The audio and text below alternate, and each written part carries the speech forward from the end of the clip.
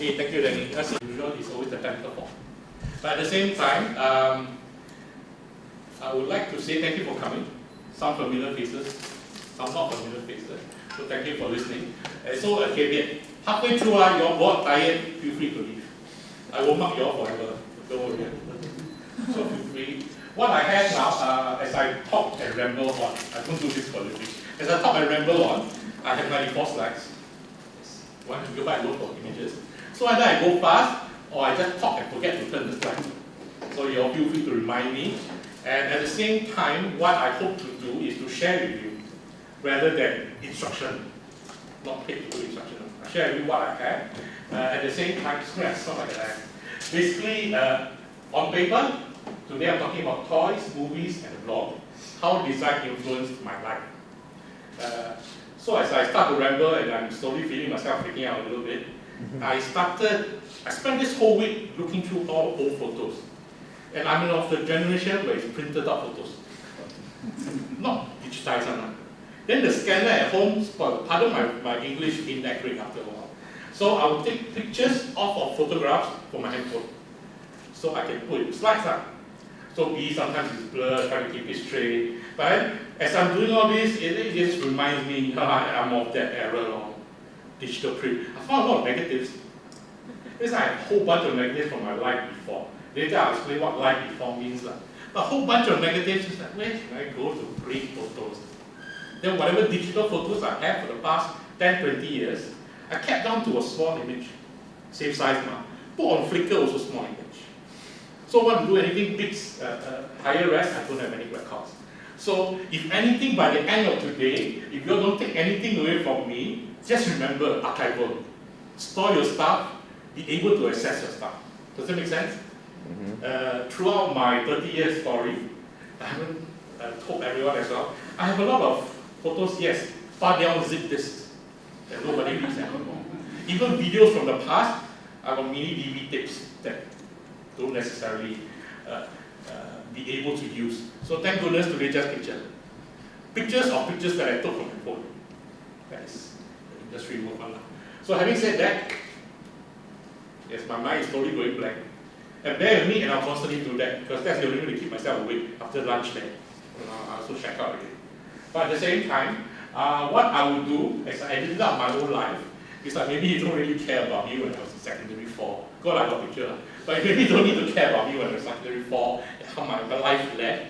But I would like to be able to share with you, I'm sorry, I'm amazed, I can hear myself, share with you how the past led to my current as well. As much as design, of course we understand this is a design talk, but at the same time how that affects my life as well. Of certain things that to me, at my age now, 50 this year, like I said, that I can see a full circle. I can see things turning around. But maybe when I was younger, wait, cannot wait, impatient guy. Now already impatient still, but can't do anything about it, just too old to react. But at the same time, it maybe helps keep me awake for stuff. Also at the same time, stay awake during classes. Having said that, we'll go to the next slide. Wow, sorry. This is my vain attempt to self-promote. So basically, these are all my online venues that you can find me and what I do.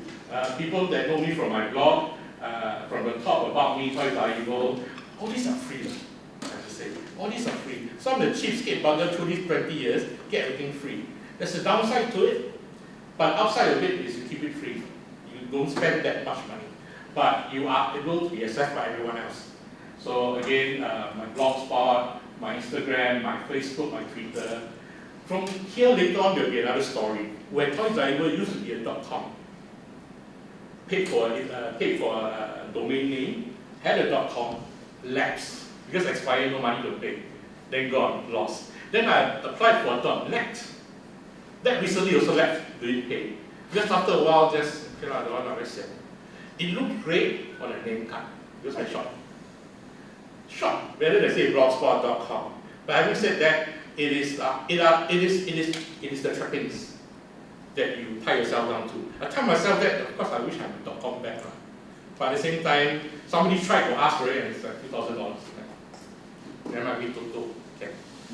Having said that, these are the locations where you can find me. A lot of, now I spend a lot of time on Instagram. It has become a poison of choice. That throughout this process of me preparing for this talk, and me rambling on, taking pictures of my old grandfather picture that is not part of 96 photos in the slides, you can see as well. In the past, I used to set my privacy settings to private. But in the context of how many of y'all have your own Instagrams? Yeah, maybe your key Instagrams. Well, y'all don't have. This is not teaching. But anyways, in that context of Instagram, it is me starting out blogging 20 years ago. I want to be anonymous. That was the allure of blogging, because I can talk crap what I want. I go on forums to talk about toys. Will not necessarily be judged based on what I have. I used to collect toys. Later, as we go on now, I'm rambling and wasting time. I used to collect 12-inch figure toys. The same context, I used to collect comics as well. You go to a comic shop, everybody's there like-minded, all good, you know? But you go up, you read comics, and now you don't read, now everybody must read comics because of Captain Marvel. I go Batman. I read comics, So as much as I've seen that change, so I can be the old man and find out how that changed. But then that is the context of how that relates to how things are, that you can see a full circle. So I can see the faces like, okay, moving on. This one, I spent 1 week searching for this photo. Because I remember I had this photo.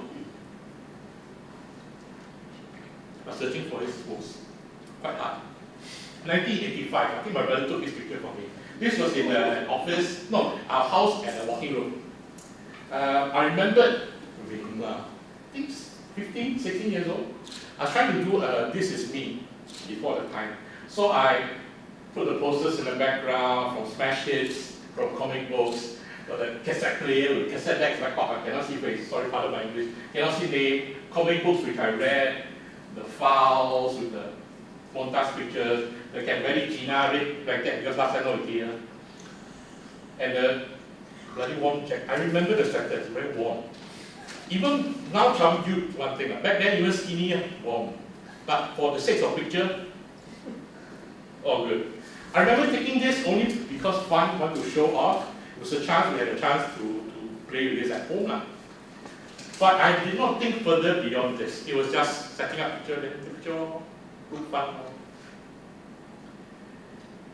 I wanted to be a comic book artist. Artist sounds very nice, I just want to draw comic books. This was 1984, 84, 83. With whatever I had, I thought I could make it, but my youth is always the value is there. So I wanted to draw comics for a living. But I remember I'm the eldest son in a family of 3. My mom is here today, my brother is here today. I wanted to draw comics.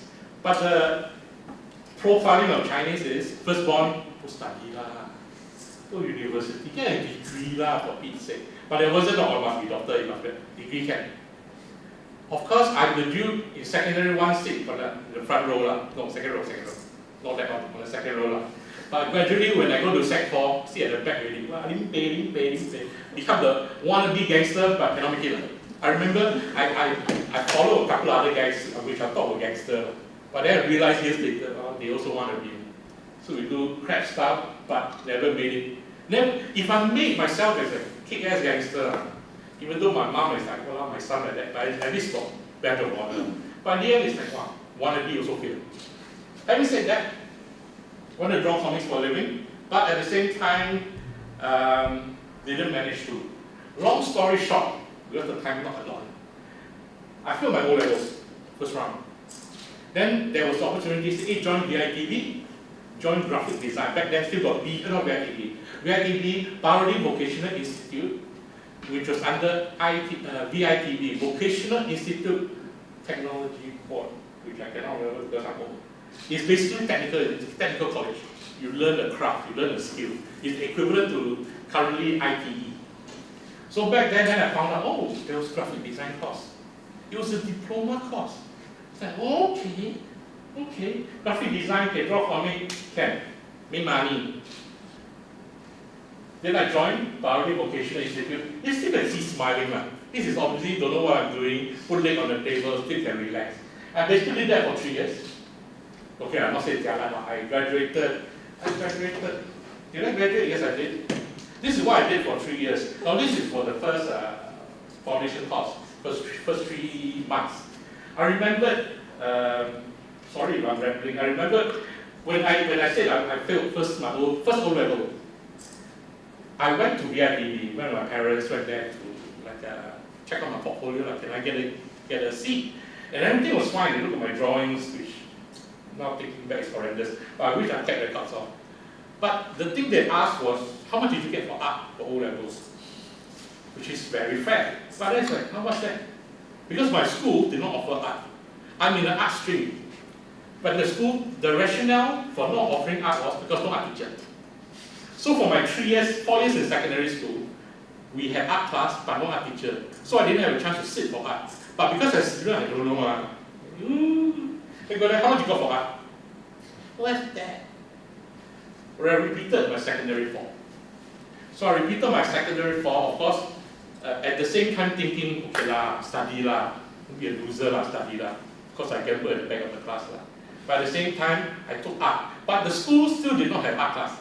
So what we did was, which I found very interesting in the context of SUSS.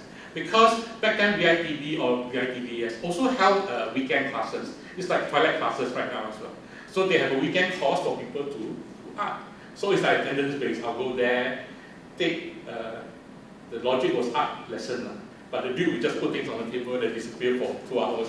Then come back, okay, which was at that point to me quite fun because I had no instruction, but at the same time I let go whatever. So I draw my style based on my comic book style.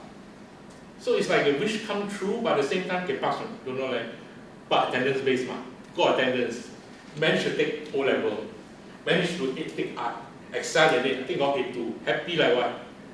Went to BVI again, here's my mark, can, but our seats all full. You'll be on the waiting list.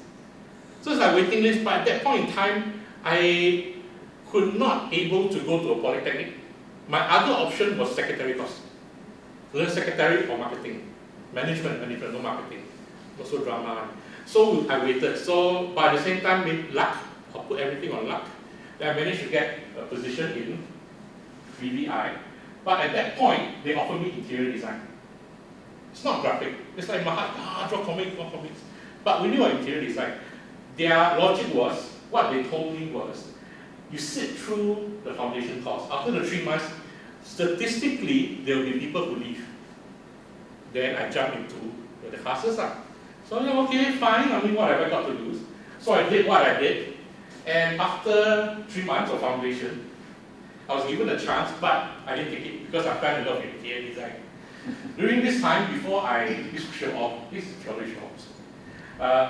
Before I graduated, I was 18, 1998, the inaugural Young Designers Award.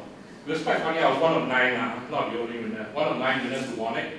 First time I wear keke, I remember go to Pentagon, buy $16. I've been a t-shirt and jeans person my whole life. So as you say what I'm sweating now, because my whole life, don't need to dress up now. But for occasion like this, okay, shirt, tie, borrow a tie from my dad, pants, of course it's thick leather shoes. But then the need to present myself. So having the opportunity being thrust upon me to be able to meet the world. That's what we're talking about. Whether or not we keep ourselves to ourselves, within our classes, within our school, within our friends. But at that point where I needed to meet people, I don't know if I have pictures here as well. Let me see. Don't have. Okay. One of the slides I take out because too many was me meeting the president. Not just me, he's walking around with everyone, shake hands. But even that context of being not necessarily judged, but viewed by the public about your work, that if you're an award winner, this is your club. Then when people look at it, you did this, then to me that pressure, as a Chinese boy at that time, is hard to say fake it until you make it. It's just not dead ahead, like eyes closed a little bit, learn the smart. So that was it was a good eye opener for me to be able to meet people beyond my world. And in terms of design, now I have to bring back to design. In terms of design as well, it is a necessity because we are not solitary working by ourselves. Yes, we have clients we work to, but there are also people looking at it after you deliver what your good is. Same as a blog, which I subsequently I'll talk about as well. When I started a blog, I write to myself. I don't necessarily write to an audience to read, because I don't know who's reading. I can only write what I enjoy and hope somebody likes it enough to come back and read. But I will never know when it comes to a blog. And blog is a storytelling thing. I talk by myself. I talk to myself literally, and I blog throughout the world and hope somebody leaves a feedback or comment. Then there's a conversation. But if it doesn't, right, then I see only hits. Oh, got 5 people read. Not bad. Okay. In the beginning, I always said this. Now I jump. I started my blog because of a girl. I want to impress a girl. Of course, shortly after I started a blog, then she left me. But at the same time, then it was something that I had, that I played with, that I carried on with, and it has become my longest job. Anyway, coming back, I still have yours so far. Sorry, I sound like a teacher already. Okay, these are more sketches. This is after 3 years.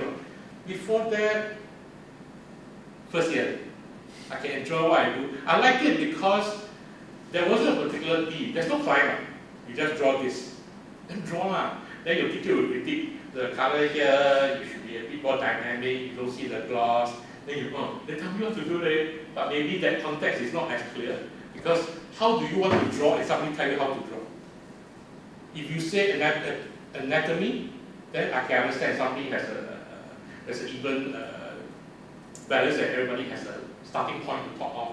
But even from here, I remember the top left, there wasn't a particular theme, it was just draw something fantastic. Then I'm like, then what I do? I can draw one unicorn standing in the middle of the field, that's fantastic to me. But to whoever lecturer it is, it's like, no, it's just a unicorn in the field. Why come no dynamic? How come no visual, splendor beyond just that? Having said that,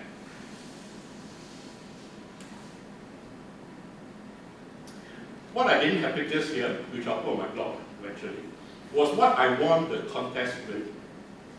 As an interior design student, this was funny. It's a contest not even for school. It was a project everybody was forced to do. The teacher would come, okay, you all do this, something by this time. Go marking around, no, it's part of the team. So what I did was, I did it on the last. I used, my brother collected records. So I did record sleeve, different shapes of record sleeves. Because I don't need to think, I just play along. Then when I won the award, I was like, wow, like that can, not bad. Then from then on, it was also a burden, I will say this right now, because I've always felt that I was just lucky. So whatever contest that came on, even after I won this, I constantly joined the contest. Even a few years after I left school, I still joined.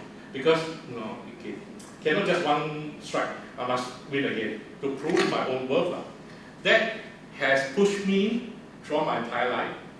But at the same time, I'm also grateful for it. If not, then I win already, move on. But having said that, it is a burden, but I appreciate that burden. Record sleeves, I'll put online. This was my final project. Final year project. You can see the drawing also a bit start already. I happily very narcissistic show pictures of myself when I was younger and slimmer because that's all I can do. But having said that, this was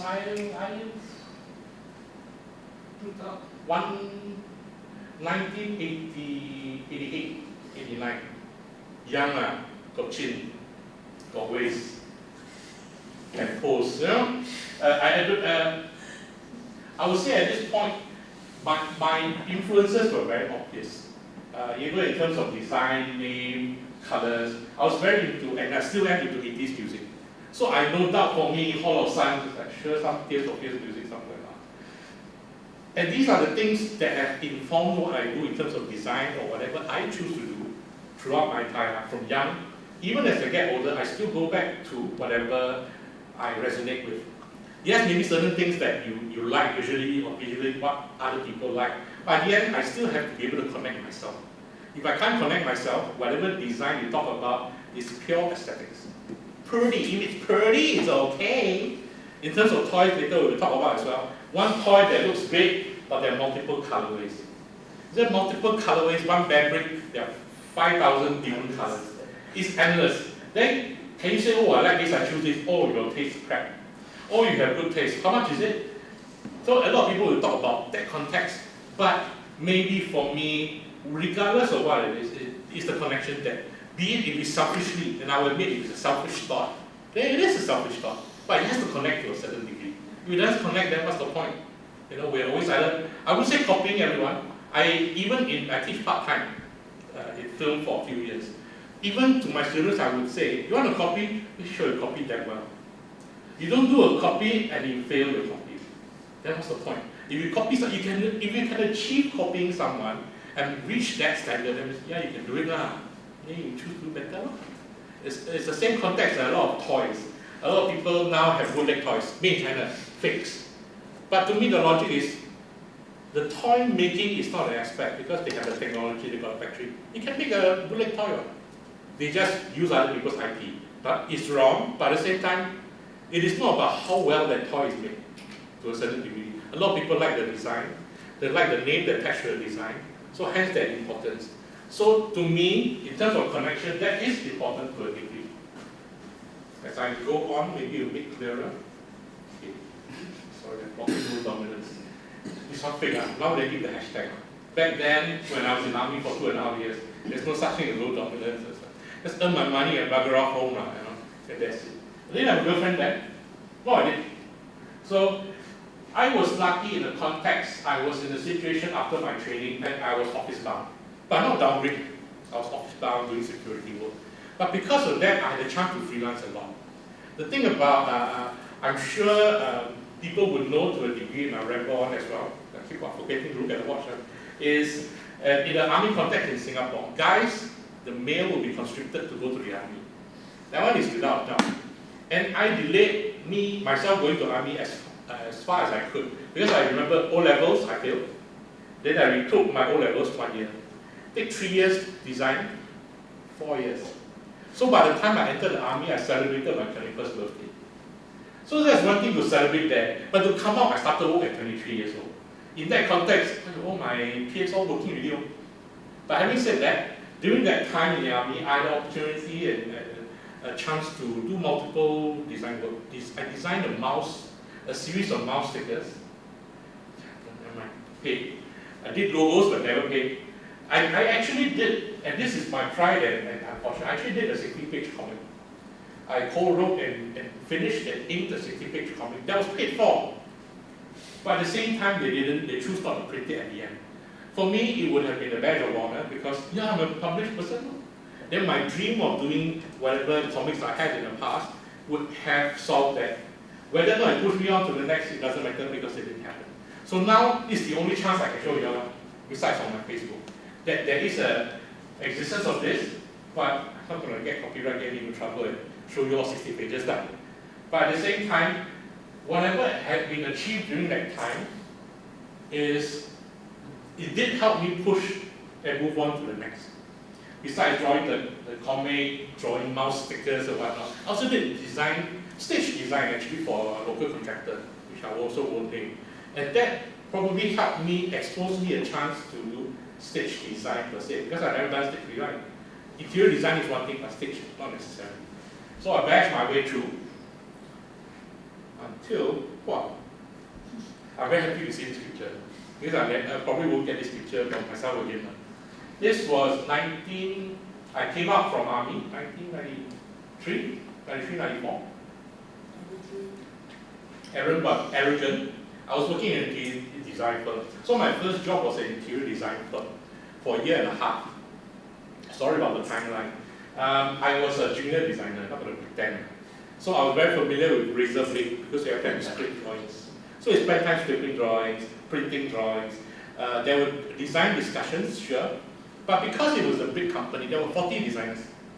So you go there, yeah man, I want to do design. But there are 40 designers, then you're like, you're the bottom. Then learn from bottom are fine. But then you're in a team of 6. There's only so much you can push and want to. Then I was ambitious enough to want something. But then I also recognized, until later, I'll tell you a story later on, that I wasn't there yet. But I was part of a few teams and we did projects. I also recognized I didn't have the patience. I remember at the beginning of my job, we did some drawings for concept that the client approved, all good. During that 1.5 years I was in the office or in the company, we went to various stages of after the drawing, what do? They did the foundation, they built the foundation. After I left, they only did foundation. Then for me, I want to see a result. I want to be able to see a result. But there isn't a result because it's still ground. After 1 year, it's still digging ground. No, cannot. But having said that, it's me being impatient. Maybe, I would say maybe, I haven't thought about this before, but now I recognize maybe it's because throughout the years in the past, I read comic books. I read comic books, used to reading comic books. Read from Chinese, English to manhua to whatever. My Chinese cannot make it, sorry mom. But I see action now. But at the same time, you have the instantaneous, you read, the result happens, something happens, wait for next week, something happens. So you're used to absorbing results. But when I'm working, yes, the monthly money was good, not good, it's great, not great, but it can work. But at the same time, I don't see a result. Don't see a result, of course I start to question my work. I've never been a confidence person, and I still am not. But at the same time, stand and talk, there's no other difference. You just need to push through. So I can't say I'm bounded full of confidence, but at the same time, it's paralleled by my impatience to wait for something to happen to me. So I'm doing it myself. So having said that, this was me. Now I recognize what I'm doing. This is not my design work. I was doing something else myself. In my own portfolio, nothing to do with it. Now when I see this picture, no wonder I smile like that. So I was using the company resources to photostat stuff, print stuff. But having said that, now I can say it because I'm no longer there. But having said that, it was my first opportunity to be part of a group context, to work under, not just under people that whatever dreams I had in school, when it comes to design in school, you're given a task, your teacher is a client, you draw. You happy draw. I excel in developmental drawings.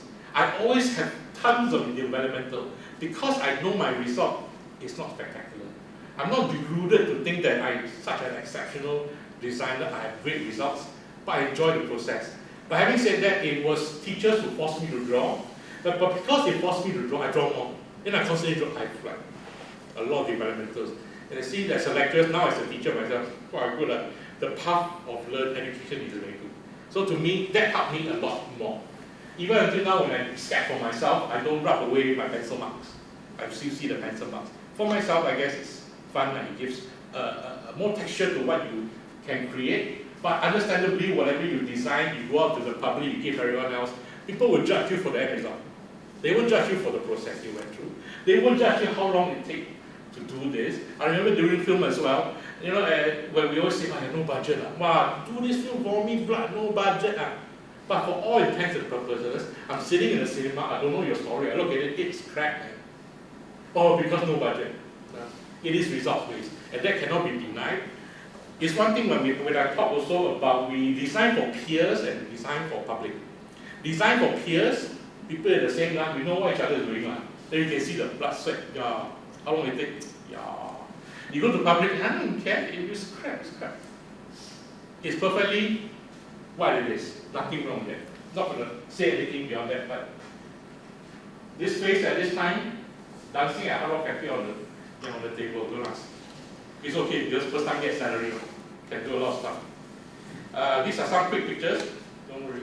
This was what I did for my time in interior design and freelance outside. One thing about interior design which helped me was I was decent at drawing. I can illustrate. I was talking about the firm, the name I've not mentioned, 40 designers. Imagine there's 40 designers in the whole firm, only one person was illustrator. Then you think, okay they want to keep standard look, fair enough. But imagine 40 designers, one illustrator, and he drew everybody's design. So it's a house style. But after a certain point, it's like, dude, wow, you power, every day you draw, every day smell coffee markers. Then I became the second person to do it because I could draw to a certain degree. He always used to boggle me. You cannot draw, man. But maybe people just choose not to draw because it's added effort. But for me, it was a chance to draw. I can exercise, I can practice. And it, to me, was a good chance to practice because I'm used to drawing then. Moving on, I'll tell you why later. Design for television.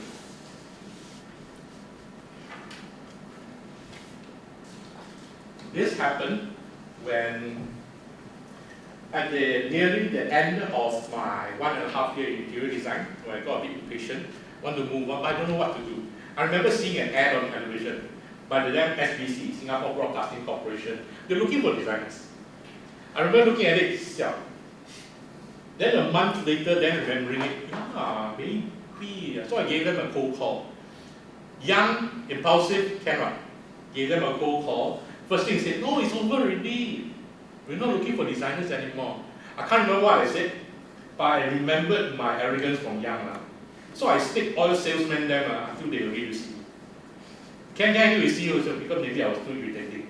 So I brought my portfolio, sat in front of 3 persons, and I did my sales pitch like maybe what I'm doing now, but a bit younger and slimmer. More robust, more dynamic. Years later, then I realized what they were the department heads. Back then, it's like, these trio dudes, what they want. But never mind, I sell for you, I sell for you. In the end, shortly after that, they called me up, yes, we got a job for you. And I've learned this from interior design, although I did not design as much as I did. But I've learned not to take no for an answer. Same as design. A lot of times, whether not, now I pretend I go back to the design thing, when it goes back to the clients, you hear a lot of yeses, that would be great, but that more likely will not happen as much as people say no. But if the no stops you from doing anything more, and you stop yourself from doing any more, it might not do yourself a service. Maybe, for all intents and purposes, for myself, I respect your no, but maybe let me show you or tell you something otherwise. To be able to convince, and I remember whatever I can't remember what my portfolio was, but maybe it helped that I did the freelance or the set design, stage design. Because in terms of interior design and design for TV, there might be, I can't say there's a vast difference, but there is a difference. There is a different discipline. But at the same time, because I did stage, maybe that helped, and because I knew spatial arrangements, it's different when you do interior and stage as well. But at the same time, okay, scale, perception of size, perspectives to a certain degree, it is relevant to a degree. And what I will, within the time I left with 80 plus over slides to show is, these are all connected to a certain degree. So having said that, and started now I'm speeding up, because design for television, this is a name card. I wanted to show this name card. We still got pager. Anybody use the pager here? So anyway, still got pager. Number in front don't have a 6. To me, I'm fascinated by all this. These are 想当年, long time ago stories, but it's like, yeah, you can see the difference there. No 6, pager number. TCS, I was there when Singapore Broadcasting Corporation changed to Television Corporation of Singapore. I think I left before MediaCorp to a certain degree. I left. No, I didn't. But having said that, senior set designer, I'm proud of myself because I pushed. Then I got a promotion of the second year. I remember one of my older designers came to me one day. I saw Singaporeans do. Wow, hi, not bad. Senior. It took me 8 years to get this position there. Then in my heart, wow, should I pity you? But arrogant me would think that way. But at the same time, I can understand the context. He slogged for 8 years, then he get a position. I come here, young pang, lim pay, then senior. But I cannot deny that. That is also a context for me. Even now, as I blog, I can say my blog, last time people know. But now there are other blogs as well. There are other people doing as well. So how much the level of keeping to something that I had versus moving on to something else. Same for design to a certain degree. How I look at design 30 years ago, when I look at it now, it might be different. I remember interior design time, I wanted to be Philip Stark. Anybody know who's Philip Stark? Anybody else here know Philip Stark? Oh, my heart break. To a certain degree, back then Philip Stark was like, now Philip Stark, people maybe show the orange squeezer that look like spider. Oh yeah, last time. But I can also understand because the context is different. Same as pager now don't exist. I got a Captain Marvel. Pager don't exist. Telephone number don't have 6. Moving on. This was one of the concept sketch, which never happened. Concept sketch for one of the shows Gilded World. I'll share this because I can share it now. It's hilarious. Because I know they couldn't make this. I know they couldn't afford to make this. Because I knew the budget. But at the same time, you can draw. You can draw also happy. Take photo, 30 years later can show off in the slide. But at the same time, it is a chance where I had the opportunity to sketch again, to draw again. The thing about TCS back in the day, it's something that it dawned on me, that when I went, that I recognized a lot of people present to, what the designers do, they get a brief. Okay, I got a show, it's an award show, they give me a set, this is the money. A lot of times, no offense to the designers in the past, I've seen their presentations, they're all in black and white. They're never colors. I'm like, why? Then the photo step one piece of paper, no mounting board, whatnot. Like, why? No pride. It was years later that I recognized it's not about no pride, because people just don't give a crap. Then when I started to do color on my work, I cannot stand, hey, don't spoil market. So I don't know how much context, if you can understand Singlish, sorry, my English is all Singlish nowadays. But in that context, it's like, it's just color. This is the standard that anybody minimal expects to see. But even through the years, during that time, this was early 90s, it was also, I went to an environment where people don't need that, don't want to do that, and they photostated blanco that thing and just use that, where they have a folder full of 10, 20-year-old drawings that were rejected, that are recycled out, blanco and change the date to present to directors, and they go for it, because the budget permits. So that was the environment that I knew. No offense to the designers then, but I learned through that as well. So this was unfortunately not made. Sorry, I just want to show a picture of myself. Yeah, back in the days, got ways I'm very happy to show them. But this is also the opportunity where I can go to work wearing a t-shirt and a pair of Bermudas. This has colored my entire life. So, like I was saying, wearing this here today, wearing long pants, was stressed out, man.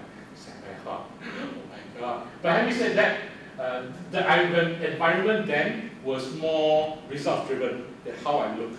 I did not show a picture because I don't have, during my interior design days, back in the day with a smiley face, right?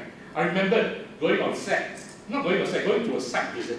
First time, my freelance team leader, short girl, wear all white. I'm like, why are you wearing white? Then tennis shorts, what the hell? Then we go to a site location. We're meeting contractors, developers, and real estate agents for the first time. Now I went there, but I was wearing a lime yellow long sleeve shirt, ponytail, yeah, blue khakis, then a portfolio. Portfolio is empty, but yeah. Then go there. First time he really introduced, hi. Immediately they came around me, they surround me. They asked me questions. I was standing there like Guru. No idea. Then I see the corner of my eye, my team leader.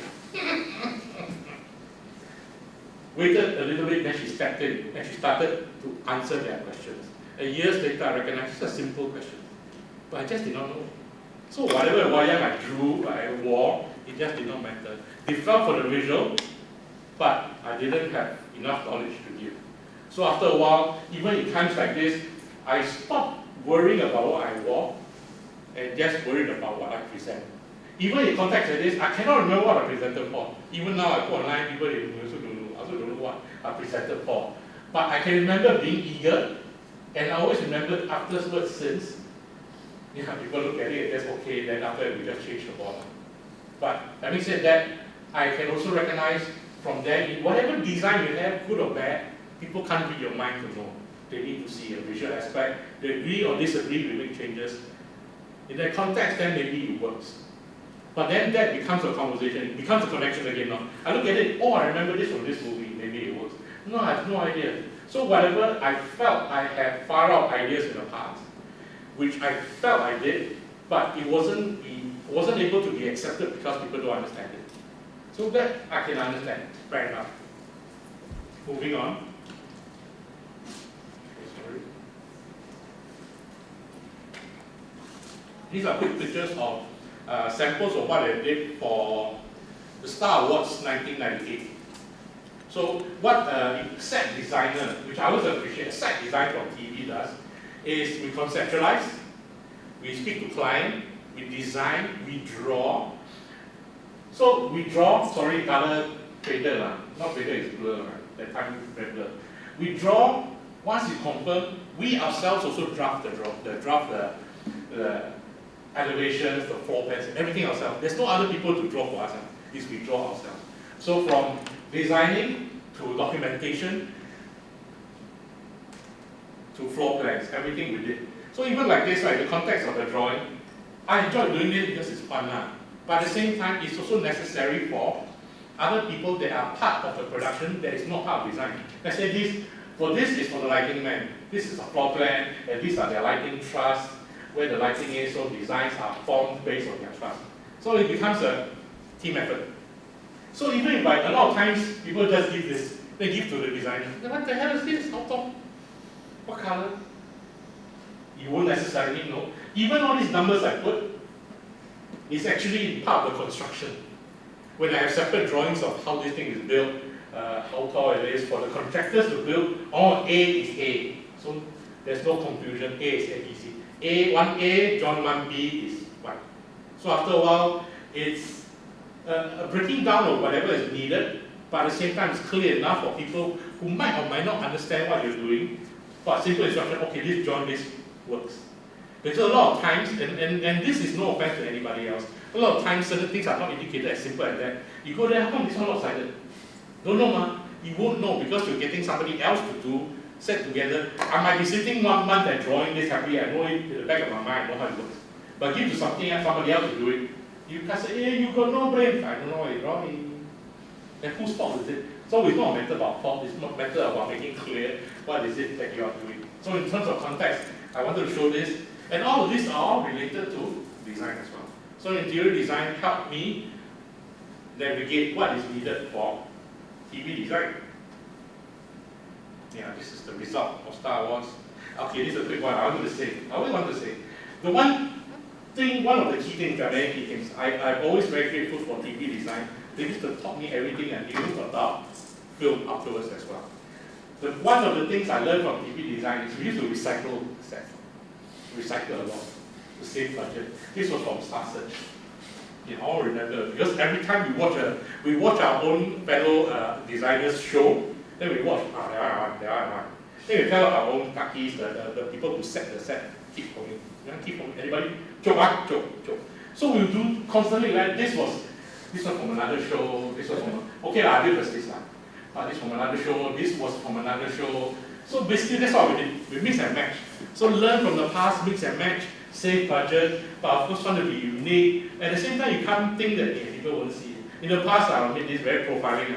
So I did a design for, somebody did a design for Indian award show. Then it's like, okay, I'm doing a Chinese New Year show. Never mind, I use the same set, people won't see one. But at the same time, no, I think audience are idiot. If I can see, people can see. That's always been my adage, very simple. If I can see, people can see. I don't need to be smarter than anyone else, but at the same time, you are not as smart as anyone else. Same type of design. If something, for me, if something feels wrong to you, it might feel wrong to somebody else. So in terms of design, even for set, it became something that was in front of everyone. Let everybody see in front of TV. If it sucks, but that's the thing, people might not necessarily look at the set. That was a struggle we had when we were designing, when I was talking to the lighting man.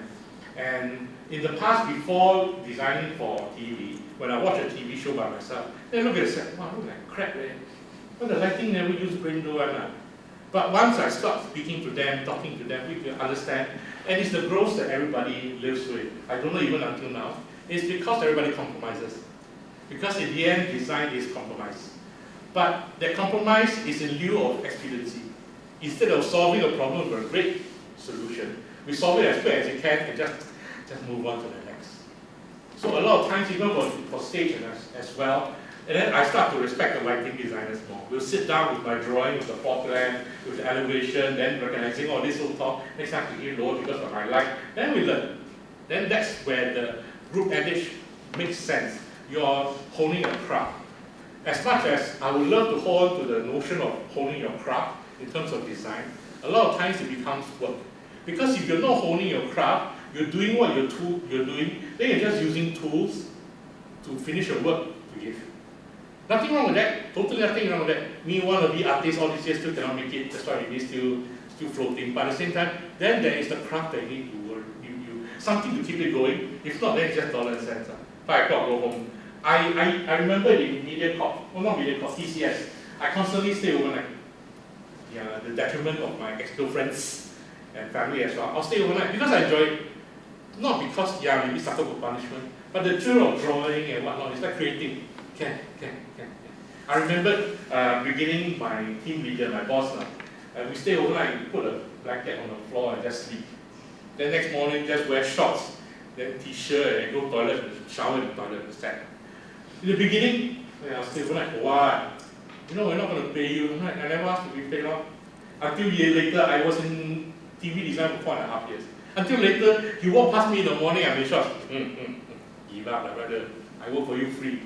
But having said that, maybe I could have finished things earlier, but it was a learning process for me. It was something I needed to go through to know that all it takes to do that lah. So I'm not going to be a good dude to do that every time lah. Having said that, there were no particular instructions. I'll say this as well. I don't know how that's relevant to design in the other context. Whatever I learned from TV is from my ground crew. That means the people who set the props, people who carry the props, people who every day just do props. That's all I do. Because my peers will not necessarily teach, because they have their own things to do as well, probably. But whatever I've learned is from my crew. And whatever, just now I'm talking about, reserve this for me, reserve it. Because buddies, they reserve. I could bump them off cigarettes, and oh, you designer, no money. I said, never go home, cigarette. Then I buy them whole pack. But having said that, it is learning from these people. Because they've been there longer than anyone else. They've seen designers come and go. But at the same time, I'm just one of the many few, and I left. I remember leaving, this is sad. Whenever I say, I feel very sad. I said when I was leaving, I went to say goodbye to everyone, everybody's crying. I'm like, oh, now you grown ass man, you cry, don't make me cry, you bastard. But then, that is the feeling. That, in the end, the connection. Again, it's a connection. So whatever I have designed, I can only show you now in pictures. But it does not necessarily as much as the connection. Make sense? I wanted to say something, which I forgot, which I wrote about, which was the 5-minute drill. So after the drawing, after the meeting with contractors, after talking to propsmen, after talking to setting crew, when everything is set, I'll go into the set, stand in the middle of it, and enjoy the set. Yeah, back then smoke in the studio cannot, but enjoy. 5 minutes later, hand over to lighting man, then they rig the lights, or they do rehearsals. And I'll never be able to see that set again until the show. So the 5-minute drill was an addiction, because it was a solution to what I wanted in interior design. I see the floor still haven't made, they're still doing the soil, but after that, maybe 1 week, 2 weeks, turn around, you go to the set, it's done. It's done. And that's what I wanted. And that's what I appreciated. That I didn't know that I wanted until I found it during that time. So it became an addiction, did quick turnarounds, and that to me was what could easily have led to film as well, because it's quick turnaround. So it's a job, but it's not the same job for forever. These are just some samples, all put on Facebook already, because there's no time. So I appreciate the variety, and I really appreciate the variety more than every time different. I will design for Jack Neo's comedy night, no budget, but get to do. Design for, what was this? Some health shows, like nobody cares, but yeah, I can, I do. Or even like, what is this? Good Morning Singapore in Malay. Selamat Malam Singapura. So stuff like that, have a chance. Even this, subsequently, I built a spaceship for a TV series. So it's like, keep dreams come true. Moving on. This was one of my larger, last big show. This was on Channel U. That's why I can see the difference in time. This was on Channel U when they were with SPH Video. Anybody recognize that era? When they're still under Straits Times now. Before they are now MediaCorp. So back then, first time I did a 3-story set. First time, I can't remember the budget, but they were literally like, my dreams come true. But at the same time, whatever dreams that I had, through the years of interior design and set design as well, it always comes with compromise. Be something the client don't want, or they can't build it in time, or it takes longer hours to set up, or there's no replacement, there's no budget. So it's not just money, it is through all these logistics. And these are the logistics that help me when I move on to film later. Because at the end of the day, design is about dreaming, but design is also about problem solving. And they will end up spending a lot of time solving the problems of logistics more than design. But then that's me now.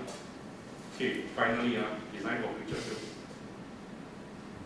In my less than 10 years, I want to say 10, but never 10 years. In my less than 10, nearly 10 years in the film industry, I've done 6 feature films. So this was my first. Now we go through a bit more time. First one was Forever Fever. I remember this was 1998. It was funny. I would say funny because remember I told you about the snake oil salesman. I also managed to get this gig because I talk up. I used to be part of, I enjoy the film festivals, local film festivals as well. And I'll meet producers as well. It's quasi-networking, but at the same time I also enjoy film stuff. Then I ended up talking smooth talk about last time I designed, I was still in Mediacorp. I did this when I was still in TCS, which I got leave to go and do, which was stupid because I took 1 month leave. Then after I never get my 13-month bonus because I technically never worked that much. But having said that, I managed to get this gig. It was my first movie. I was the art director below Australian production designer, Lawrence Eastwood. So as much as I could learn from him, or what the job scope, that's a keyword, without throwing people under the bus, job scope of production designer. Okay, can. And I'll say this now even to my students. Art direction is not rocket science. You don't need one degree. I'll say this right now, I don't have any paper qualifications to do TV or film. And I'm readily admitted. Having said that, would I have gone to study? I probably might not have. I would have happily gone, and what I did was to learn off the ground. So having said that, forever fever justified, I have to justify. Forever fever, and all of these were my sketches and construction drawings that I did, which was, to a degree, it comes to a film context, right? This other people do wrong, but what I do, I'm happy to do, because I could do it. At the same time, whatever I've done in interior design, and in TV design, and drawings, it all gave me the confidence to push through. I remember this. This is very clearly one of the harder aspects than all other sets combined. It was to put up a 6 meter by 12 meter banner in an existing majestic cinema. Now no more already put that. Having to put that up, it's not saying I get contractor you put up. I get the dude who painted this. The brother was in Ang Mo Kio. I don't know what happened to him now. And painted everything. 6,000 for that whole thing. But having said that, I need to have a frame canopy to make it hang up, right? At the same time, I needed to go to architecture firm for them to approve to add this added frame that is structurally approved, that structural engineers have to agree that it won't fall on somebody and kill them. So having said that, it's like, that's CG the bugger now. But in 1998, no CG. So did that. I can't remember very clearly, but I remember very happily being able to do it. And this was the result. It was funny because when we set up, the big folk singing. The director of the camera can say, hey, Phuket lah. Can you do something? I was like, I just spent 8 hours doing this. And we're filming, we're trying to catch what they call magic hour. 5 o'clock, sunset. So they were rolling. Down here, there's a whole Pasar Malam, which I built as well. So they waited to catch the whole thing, camera movement.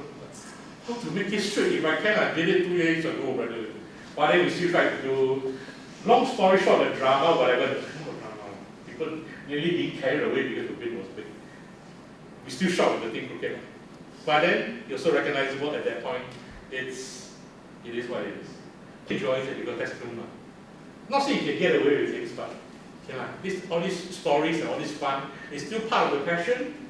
Yes, you vomit blood, but yeah, okay. Next time you do it, not going to do it like that. I set it out the little part now. Having said that, even from here, top left, this is a sketch for the room. Even basic requirement directors say, okay, I want to have an Audrey Hepburn photo because of poster, or a Bruce Lee poster, because it informs the character what they do. And subsequently, so this is the room that we have. So get good instructions, and clear instructions enough for you to come back with designs would help to get a unified agreement rather than surprises on set. Let me say that. I'm saying things you already know. My second movie was a teenage textbook movie, VHS tape. So Jonathan, he was the director, he was the producer for this movie. And this was my second film, immediately right after Forever Fever. And I was still in Mediacorp, no, TCS. So I went to my boss, hey boss, I want to make a movie. The first movie I remember, how I managed to get leave to go and take was that, okay, I learned I come and teach you all. So by the time I take second movie, I thought, you want to teach us? No, I want to confirm what I learned so I come and teach. And I swear I'm not just talk about it. That's how I managed to get. But this time I'm going to take unpaid leave, not be stupid. Take leave, agree. Third movie that I tell you later. Anyway, this section movie is one of my more documented pictures, movies that I did. I learned from them whatever design you do, archival, learn to archive everything.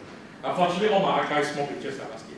But having said that, this is what I use for my class as well. Having an existing space, you convert it to this, existing space, convert. Then to me, this is the joy. This is the joy of doing something. Be it in terms of, hard pressed to say design, but at the same time, it's creating an image based on something else, or from something else. Moving on. Pictures. This is something which I wanted to say. It's about my geekdom. So as a person who reads comic books, who want to draw comics for a living, who used to collect fake toys in the past, having the chance to create this set is an opportunity to geek out. The thing about this set is, in the script, there wasn't a mention of what kind of room is in. He's supposed to have a conversation with the girl. So all basically maybe big shot, phone, talk, split screen, talk to the girl, basically that's it lah. Then of course me being young and impetuous, backside itchy. Hey, why not give him the room like that? But at the same time, because I used to buy from Ras Masada's comic books person, so okay, maybe I discuss, can borrow your stuff, borrow your toy. Everything in this shop is all borrowed.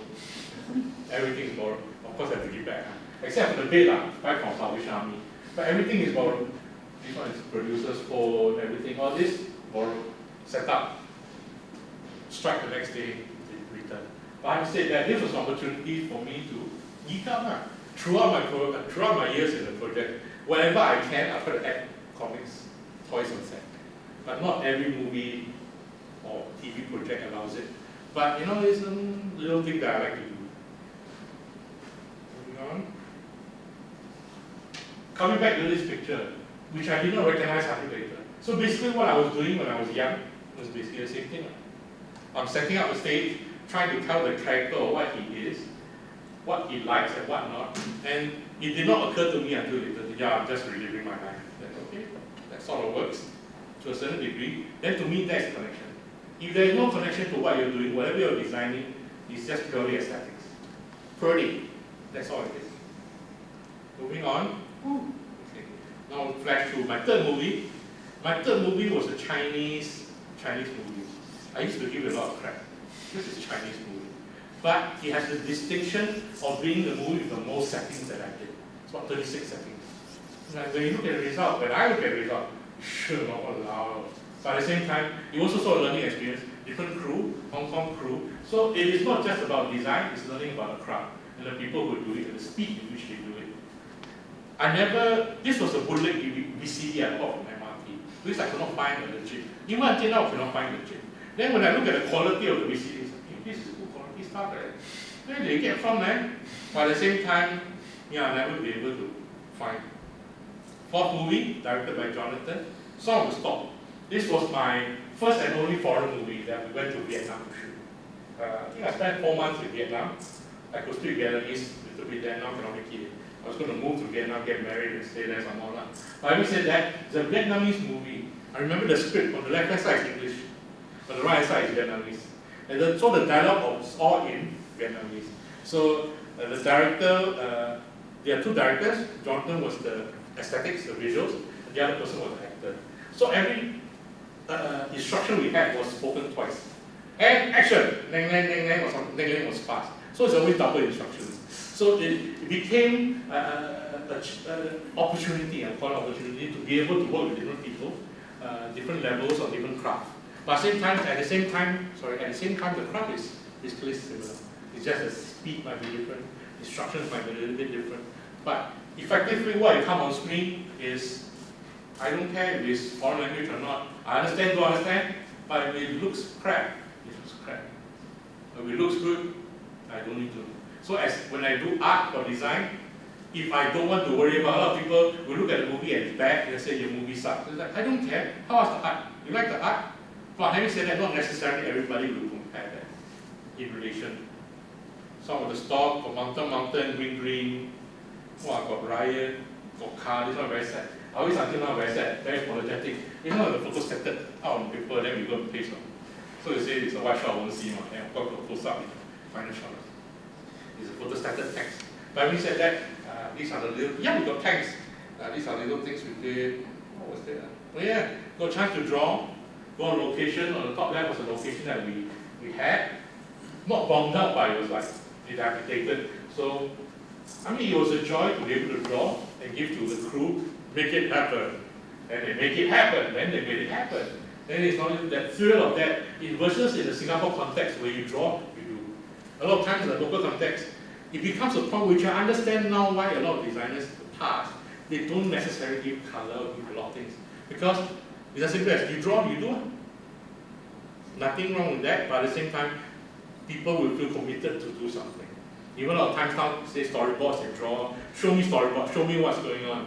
You draw, you do lah, you're so clever, you're so smart, you do. Then to me, that craft is gone, because you're not communicating really. You're talking about who is responsible for something. Then whatever is lost in the middle, that's what we see. I can't say it all, that's not fair to say, but some. Sorry, this is just showing off. See my name in print beyond the credit roll, this is what's of the brochure, the booklet. It's like, oh, I see my name happy.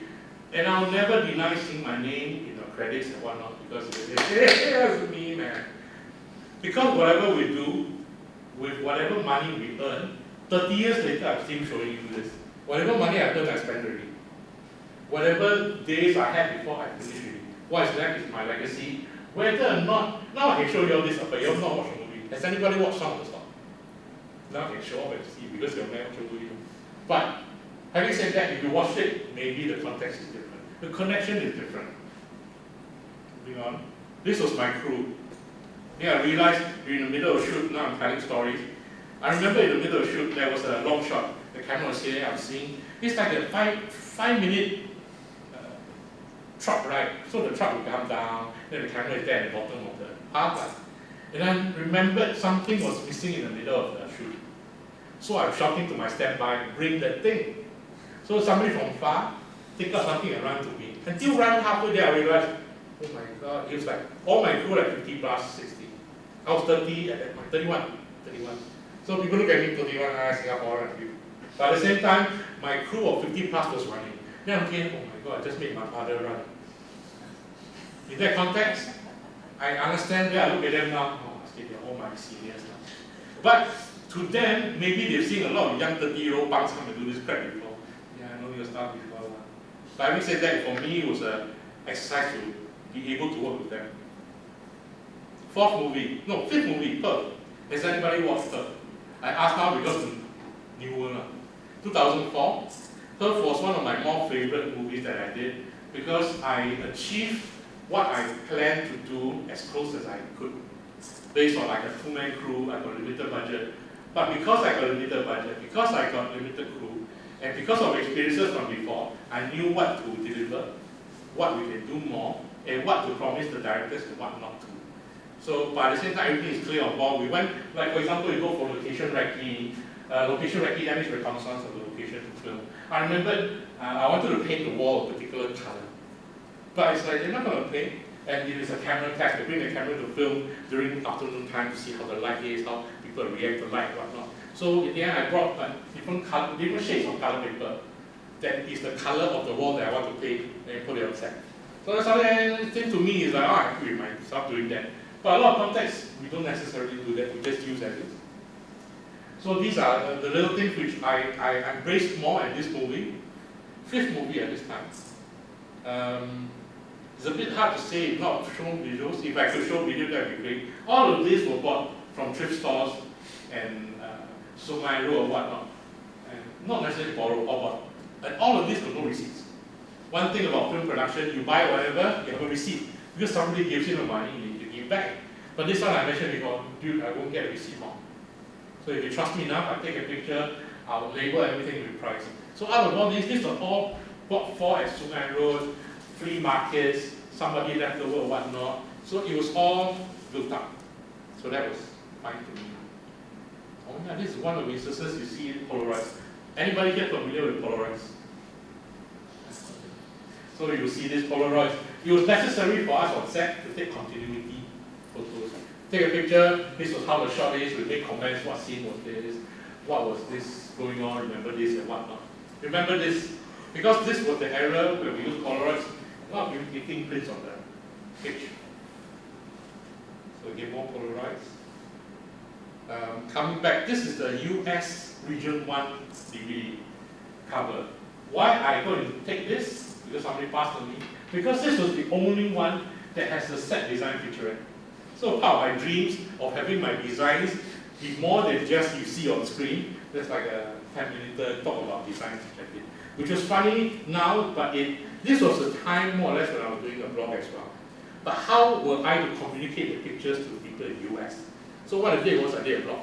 I did a blog of behind the scenes that I don't put the address to everyone. Then I wrote out whatever I want to write, what I described what the behind the scenes was, and he took the pictures and used it and they edited it into a featurette. The funny thing was the director did the audio recording himself. He sit inside a cupboard closed door and just record off the screen. There's no money now. But then, okay, then that, even until now I can't find a DVD, which is a bit of a waste, but it's a lot of time, I would admit, a lot of it is selfish that I get to satisfy my dreams.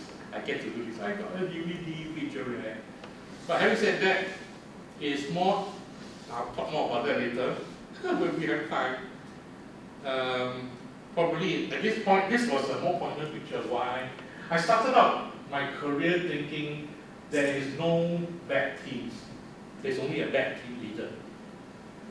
But at this point, much later, I also recognize you're only as good as your crew. You can dream, I can dream whatever I want. I can think I want to do this. I wish I can want to do it. But if I'm not doing it alone, I'm also beholden by everybody else. So be in terms of design, you draw whatever you draw, you create whatever you create, but it's just yourself. There's no particular anybody else. Be it if they're helping you to create it later or they critique on it, that's the aspect that's missing. Final film, Rice Rhapsody. These are just some pictures. I will not go too much. You recognize from this point there's no Polaroids. Because at this point it was the director said, never mind, take digital pictures. So refer looking at digital pictures. This was before the advent, 2006. This was before the advent of smartphones. So you're looking at the digital camera. So that scene was he holding your left right hand.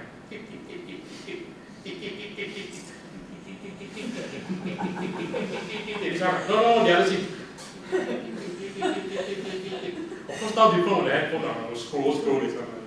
But back then, that was the context. And even then, as I flash forward, flashback, this was the Polaroid before. Just want to make a point. And this was the Polaroid before that. Notice the emptiness. Empty space for you to write when you write. Then until later, when they print crap on it, then you want to write, it's like, visual. But having said that, to me, that is also a gauge of seeing the time spent that I've been doing this. Okay. Now I'm overrunning, I apologize. Are you still with me? Yes. Thank you. They never switch off aircon. Mine is okay, not like talking better. Quick shots now. Now I sit down. Okay. Stuff that will affect me later on when I do my blog. So this was one commercial which I did. I don't do a lot of commercials. This I don't have entitlement. I cannot make it, I cannot play. But one of the first I did was for Hello Kitty, McDonald's. So we did a set for Hello Kitty, McDonald's. It's like, yeah. And I didn't know that this was mid-90s. Early 2000s. Where I haven't really started my blog yet. So the connection with toys isn't necessarily there. You just make the toy and basket, soft toy, waste my time. But it was a nice introduction that led me to handling toys. Anyway, these are pictures of when I was, during making films, I was in a production house as a creative director for 6 years, where I had a chance to do beyond just art directing. I was doing camera directing, got a chance to create opening, to me it was the most fun, opening sequences to a program, like maybe 30 seconds, 10 seconds. That to me is like, yeah, you have fun, and stuff like that, which to me visually from whatever I do in the past, I draw comics, whatever I wanted to do in a short-term format, that helps. Moving on. Subsequent to, these are two long-form TV series. This was for Rouge, which we did. This I wanted to point out because this particular series encapsulated what I have been doing before as a hobby and afterwards as a blog. These are all my own toys. Sad to say. Not sad to say, no, not sad. Proud to say, these are my own figures. Then I use my own clothes, yes, I collected stuff like that as well. But I styled what I felt the main characters might look like. On the top left is what I drew, what I felt the main characters might look like. Then in the end, with whatever it is, it was used in part of the opening sequence for the opening title of the TV series, which was here, which I directed for. So to me, this was it was a stronger impact for me because I managed to live my geek life. I can get to do this, I get paid for it, I can get to play my toys during office hours. So this was one aspect which really gave me a chance to excel. This was near the 7th, not 8th, 9th year of doing whatever I was doing. Yeah, I made a rocket ship. I always wanted to show this because I'm very happy to. Another dream is to do sci-fi movies. But I made a rocket ship made out of washing machine parts. Yeah, we bought 6 washing machines and broke it apart. Then it's just buy stuff from IKEA, go to technical one more, because everything's silver. But anyway, I mean, I'll go, if I have a chance, I'll go more to it. This one I wanted to show because this was the last TV series I did. It reached until a point where I was freelancing already at this point. I was freelancing, it was a short, long-form TV for Channel U. But my art department was a 2-man crew. It was me as the art director and the props man. And this basically is the props I prepared out of my own house, out of my own trolley, my brother's chair, which I'm using right now. And I said that I'll go take care and go to set. And I'm like, wow, this is my life now. Which I cannot deny, but it also reminds me, yeah, this is your life now. And this is what is expected if you say no budget. But I cannot deny it, I cannot blame no budget, then don't do that. But at the same time, you taste it, then you recognize what it takes to be, what it takes to make a visual work. That's what it takes. Toys Are Evil. How many of you here know of Toys Are Evil? I'm not stressed, I can tell you. So basically, Toys Are Evil is my online persona. I started this in the middle of maybe year 2001, where I collected toys for a living. This is my first website, where from in the past where I learned to do website from HTML very badly during the GeoCities era, pager era, I was able to do my own website purely for fun to talk about my toys. It is more for myself to enjoy because since I spend so much money on toys, enjoy that. And so at that point in time, there was more forums, toy forums where people share. There wasn't a Facebook, there wasn't Instagram. So people might not know exactly what you do, but we go to dedicated forums to share. And also at that point in time is how you read comics. You collect toys. I remember a forum that was called Men with Dolls, which I loved the most because a lot of guys were into military, for the macho, whatnot. So once you post, like what I showed just now with the girls, the rouge girls, cannot wait. So this particular forum, Men with Dolls, is for guys to be able to, guys and girls alike, to be able to share their context without being judged. So even as before, when we say we read comic books, and people judge for reading comic books. You collect toys, people judge you for collecting toys. We don't talk about like-minded people. We talk about everybody else. It's one thing you say, I spend my own money, I worry about you. But at the same time, I want to enjoy. As much as we go to a comic convention once a year, where we don't need to feel judged because, yeah, a lot of fellow geeks, we just enjoy, and what we want to enjoy is good. Then when a friend comes and says, yeah, I read comics also, yeah, what do you read? Superman! You read one when you were 10 years old, then you become a reader. But then this really eats on me. But at least you understand Superman. Make sense? Moving on. So I started not as a blogger, but as a collector. And I enjoyed taking pictures of toys. These are just some pictures. I post my 12-inch figures, buy props. You know, I do TV, do film, right? Buy props, right scale, do setting, even something like this. Yeah, of course, Harry Potter. Hermione, without being a creep. But building a set, and you know, it's basically just temporarily being in front of the tabletop and just take pictures. And it became my wish fulfillment. Whatever I cannot create on a set, on a real life stage, I can create and control my own will. I create my own, I am my own client. I want to build the Hermione's room or weird site like this. Then I get whatever props I do, but no monetary value, it's all hobby. But I'm able to fulfill what I want to do that I may not get in a real life work situation. So now people will say work-life balance, but then to me, toys is gone. Again, it's not just from 1/6 scale. 1/6 scale is like a G.I. Joe size, Barbie size. From there, I scaled down. I mean, the long story short of the toys is, in the past, when people buy very big, you waste money buying this crap. Next thing you know, hey, this one nice, this one nice. They end up buying to pose. So my excuse for posing with toys became my addiction of buying everything else that I can. So all of this, which I will not deny because that's part of my life. So all of these are toys. toys, scale. It taught me scale and size. From doing TV, there's a particular scale, but when you look at a TV screen, that's what you see. But wherever it's stretched on the TV screen, you go to a cinema screen, is one fat guy in the corner dancing, that size. But you go down to a toy size, it's another whatever still within the frame. It's all again part of art direction because whatever, you style it within the frame. Even for this, below got masking tape, got tape, whatnot, but I crop it, this is the frame that I want to take. So it became a visual wish fulfillment for me initially. Of course, starting out then, everything free toys. But having said that, the decision to start a blog about toys was this. This I remembered after learning toys online, not as much. Back in the day, there isn't much information about toys. What I learned is from eBay. So whenever people list eBay, they'll list the setting. Then I'm grateful because cut and paste. They cut and paste from the existing brands and makes. Then you read the info, there's not a reinterpretation, it's cut and paste.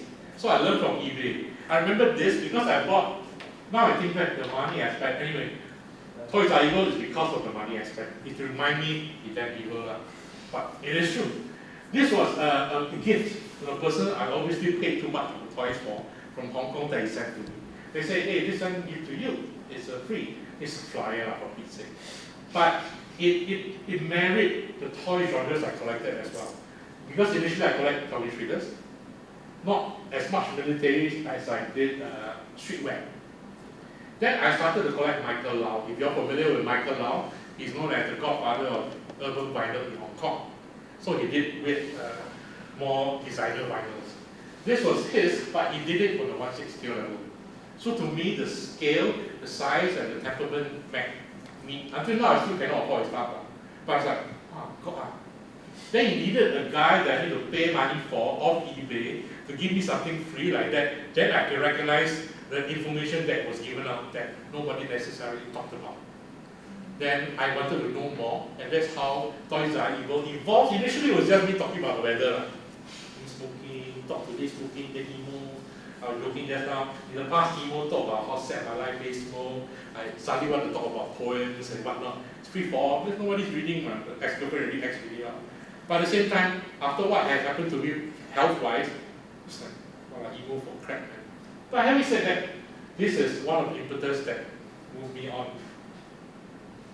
So beyond what I do right now, what I do currently is news. What's the latest toys? What's just coming up? What's coming out next week? But before that, it was a mixture of a chance where I could talk about other things. Like for example, I talk about my own childhood playing with toys, or why I like raising toys, or talking about my past when I collected toys with friends, or even the Lego and me. It is mentioned here about my late dad's passing. So to me, it has become a personal connection that yes, a toy, you can have this toy, I can have this toy, but this is how I feel about my toy. Or even this is what, 2 weeks ago, I used to, like top 10 toys that I collect. So it's beyond just what's new, what's hot, it's what connects to me. So at this point, I can't say design, but at the same time, to that point, right? It is designed in a way that appeals to me as much as it might appeal to someone else. I don't know if it will appeal to more people, but maybe the concern isn't there anymore in terms of that. During my process, I did my own printed fanzine. I made toys out of toilet roll. That was very popular. People love the toilet roll thing. I even had a blog about toilet roll toys. Don't ask, I won't tell you.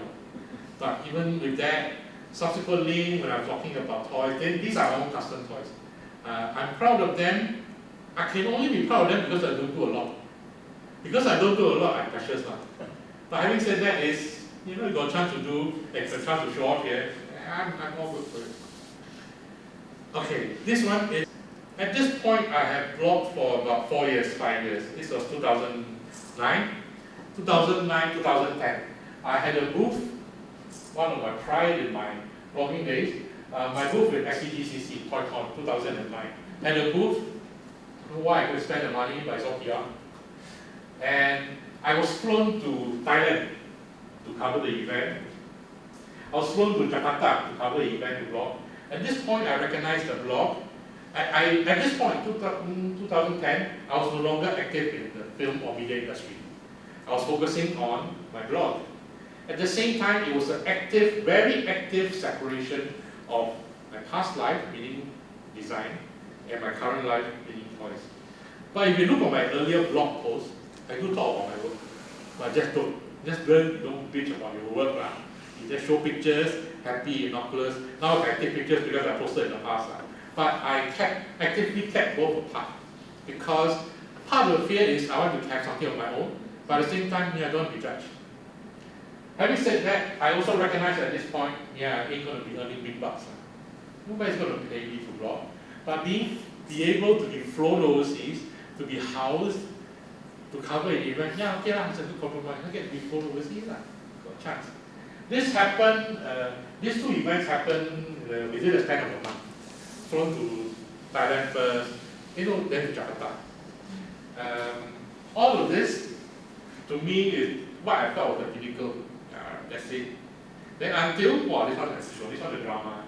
October 2010. At that point, before Marie Kondo became famous, I was Marie Kondo in my room. This wasn't a picture, this is the day before. Not before, a few years before. But I was packing my room filled with toys. Yes, don't have many toys. So my bed was filled with toys. So I was sleeping on a 1-inch mattress. Nice again. 1-inch mattress. Sorry, because she's my priority classmate. Anyway, 1-inch mattress on the living room floor for a week. That time my late dad was still alive and my sister was alive. On this particular moment, 20th, I felt a headache. What I did not show here, which I edited out, was me with 2 jugs of A&W root beer float. Having 10 years not had root beer float in Singapore, having in Jakarta, I got video, very sad. Got video drinking root beer float, waffle. So all the good life was sweet, whatever. Late nights. I remember blogging. My blogging for the past 5 years then was based on US time. Meaning I start about 12 at night, 11. Then I know when to stop when the neighborhood across the street is a secondary school. When the, what's the thing called? National anthem play. So 7, more time to sleep. That's my alarm clock. Even though the window at the side, I'm standing with the screamer. My world is in front of the screamer, means on seconds. So I did that for many years. So without a doubt, all that pushed me to what is the drama moment. Okay. For those who don't know, I had a stroke in 2010. What the stroke left me, it was because of diabetes, high blood pressure, high cholesterol, hypertension, what they say the 4 deadly. So what happened was the blood vessel was clogged. There are 2 types of stroke with the blood vessel, one of medical talk. 2 types of clogs, one is the burst, that one, mine was the clog, which means take medication and hopefully solve. But at that point in time, I was not temporary paralyzed.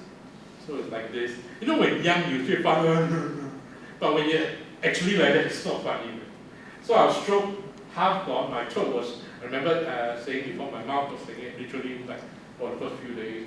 I was like, my hair was up in my waist for Pete's sake. After NS, can leave Hong hair. And I remember very clearly, and I'm sorry to say for those people who don't know, being bathed by nurses, nice porn image. But when I'm there, it's not a great feeling. It was now I laugh about it because it's funny. Because my hair was so long, right? They tried to bathe me was a pain. Because then they braided my hair. They had to braid my hair. Thank goodness got pictures and thank goodness my sister take then me and my braided hair after the nurses were nice to braid my hair so they could easily sponge back me. So I couldn't go to the toilet by myself, I couldn't walk, I had to relearn to walk. I spent 1 month in an acute stroke ward. I think it was here. Good food, bring my mom up. Then another month in the St. Andrew's Community Hospital where I relearned to walk. At that point in time, of course, without going further, all these past 8 years I've been telling my stroke stories to everybody, even to taxi uncles, I feel very sad. But the reality was, at the end of the day, incapacitated. At one point I remember, because on my right side, my master Heng, and I remember at one point, there was an in-house psychiatrist, pretty girl. I was a sucker for pretty girl. Come talk to me. Mr. Heng, I want to talk to you by your arm. Then my mind, I don't sound me crap. But because she's pretty, I listen. Then she gave me a piece of paper and a pen. asked me to draw something on my master hand, but my hand was like that. I was like, you stupid bitch. Sorry, pardon my friend. You stupid girl, cannot. But when I tried to draw, then I remembered, yeah, I wanted to draw comics when I was young.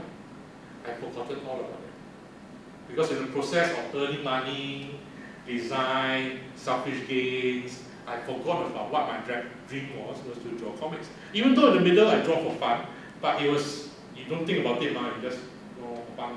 At that point when I was drawing, I still got a picture somewhere. Thank goodness it's not here, otherwise got no time. But I drew it, I remember, yeah, I wanted to draw. But the drawings also different, the styles also different. But at the same time, embrace what I had, moving from stroke, so not too much stroke stories. Stroke. I got toys, because I had toys when I was in stroke. The funny thing was, because I had a blog, the first thing I did, my mouth, I could talk after a few days, thank goodness. Because I now can talk and talk. Then when I can start moving a little bit, first thing I asked my sister was, can bring your laptop? I need to blog. And tell people say I got stroke. You all don't wait for me lah. And that's what I did. This blog, I remember my sister saying, I cannot remember it. It took me a very long time. Because my eye, you see this, not because I'm blind, because one of the stroke results is double vision. In the past, when you cross your eye, very funny.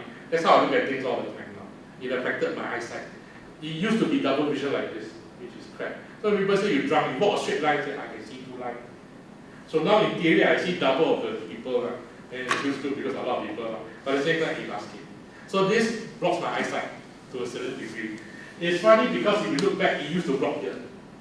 Because the logic was to switch, but I never switched. So after 8 years now, lazy eye. So with this, I only got this from 2 years ago after watching Kingsman. The movie Kingsman, where one of the characters painted this. It didn't dawn on me because I used to wear eye patch. I still do wear an eye patch. It's like, it's more comfortable. But then at the same time, I recognize people will give me wearing an eye patch a pass more than I wear a pair of glasses with no lens. But at the same time, yeah, it's my life, more comfortable like that. Having said that, this was me trying to blog. Now that I talk to you, then I recognize I never go back. Then blog. And because of that, because I have the logic, the sense of blogging, I actually start, I have a stroke blog. See, blog about stroke. I have learned through blogging all these years to not just talk about what toys are new, what toys are hot, but also what I like about the toys. Why I like this toy. Why I like this particular thing because of my past. I was able to talk about anime, which I love. I can talk about movies, which I like. And I've learned not to badmouth so much, but I can share what I like. And that's the geek aspect. Whether or not I have, maybe in the past there's feedback, but now maybe there's not. I count number of readers, okay, let's close the feedbacks I can get. But at the same time, the rationale of having a blog, I've been trying to convince my mom and dad to blog for years. Only to share their experiences of what they know. Because if they don't say it, if they don't share it, even right now, we just look at old photographs and that's it. What happened? I can't remember. So it's a bit lost. Blogging for me becomes a by default chance to share. But at the same time, yeah, I cannot deny. I say this because just 2 days ago, as I was digging for my old photos, I found my own diary. It's like a diary, Pinocchio. It was a shared diary with my dad's ex-girlfriend. Very sad. Then it's all my entries only now, very sad. But at the same time, it's a diary. So the writing aspect is something from my past, even not because I draw comic books, it's because, yeah, people like to talk, like to share. I look at my old writings, because Young can write a lot. Wow. Even whatever I write now on the blog, now I call my life pre-stroke, post-stroke. Whatever I write before stroke, there's a certain verb, there's a certain joy or emoness. But after stroke, it's so different now. How it affects me, how it affects my lifestyle, how it affects me treating the world. Yes, as much as how I look at design as well. 10 years ago when I remember I go traveling, I go Europe, whatever pictures I take, a lot of architecture, a lot of designs. Then when I go to Thailand after that, for toys, right, everything toy lah. Scale from here becomes here, not everything different. Now after stroke, to a degree even stroke, as I share about stroke, when I was in the wheelchair for a few months, my point of view is also like this. You cannot stop because of stroke. My point of view is also low. Because I was in the wheelchair, everything I see is this particular height. So that to me was also an aspect to understand, which is not that different when you're sitting watching TV. We're still watching TV this level. What you watch in the cinema, you're always looking up. So a different perception, that also impacted how I look at things visually and how I share, maybe in terms of design. Not just for the blog. To me, essentially everything on the blog that I post is the same size. You say 12-inch figure, you say 2-inch figure, you say 2-feet figure, they're all the same size, they just fit your browser. So in terms of size and scale, you are totally even field. Unless what I constantly do, go back later, is, don't have that. Oh my gosh. Yeah, part of the deleted pictures. Yeah, sorry, it's not here. Part of the deleted pictures. A lot of toys I always hold it and take a picture of. In the past, you will recognize, you see a lot of studio done pictures. Producers take their picture of their own toys. It's like nice stuff, great lighting, right? Then they say 3-inch. I said, how big, huh? What not? Again, I learned from eBay. People got rulers that you see how big it is. Put next to a coin. There is a human connection to see, even me, if my Asian tiny hands compared to a Caucasian large hand. But at least to hand hold, this is how it looks. So even if my color filter, I feel super bright, then my shade becomes so light, then you can see. So visually, there's a clearer communication of item size.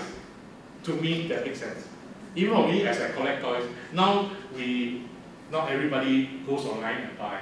But I remember the days when I would go and hunt for a shop, hunt for the toy, look at it. Looking at it, holding it, and feeling it is a different feeling. You look online, wow, this is crap, man. Who will produce this? Next thing you know, hey, from the box, and play that. Wow, good. Then to me, maybe it helps. Not say it helps. Training from design from before as well. Everything tactical, everything feel. You're not just visual, because even when I was in stroke, I was talking just now. This one, we took a break from my hospital to just go to TOYSREVIL. We told the doctors then, homestay, go home for the weekend and take a break from hospital. But in fact, everybody helped push me to the TOYSREVIL and sometimes then I go, don't say. Now I can show pictures because I leave already. My nurses will scold me. But we went, I remember Kelvin, he was my classmate probably. Went there, and the reception I got, because of people knowing my blog, helped me as well beyond my friends and family who came. Then it's okay lah, then not just say word blogging, it might not be fair, but it's also not wrong. Then got people read, wow, hey, thank you for coming, thank you. Then got people read. So that to me, this one is hilarious, because the first time I go to TOYCon, I see this level. I want to see things on the display high. I remember one person comes to me, can I take a picture with you? And I was thinking, oh, you read my blog? I asked, did you read my blog? Oh no, you're the only one here, you don't share. Take a picture. Then I regret never take a selfie with you also. So at least got to take a selfie with you. So whatever anger might have helped, because I have felt because of my stroke. I mean, through the span of time now, it's 9 years, right? Going to be 9 years, right? So whatever emo I had in the past, which was very dark, but now it's like, okay, show picture, because that's what it is right now, pictures and memories. I'll say this, I don't say quick anymore. Nobody stop me, I'll carry on. So feel free to leave your time. During when I was in stroke, where it's funny because being anonymous was the allure of being online. That was my allure then. But during that time when I was in stroke, before that, I was part of a trading cards series called the Art Hustle, the Art Hustle Series 2. And I used to collect trading cards. So to me, it's another full circle. I collect, now I'm part of it. All this I take by myself on the tripod, in a room that just post. And all this I took by myself. That time I want to show my long hair, show my earring and whatnot crap. That time still got 2 eyes, thinking bright. So I took, and I sent that picture to the producer. Then I had stroke.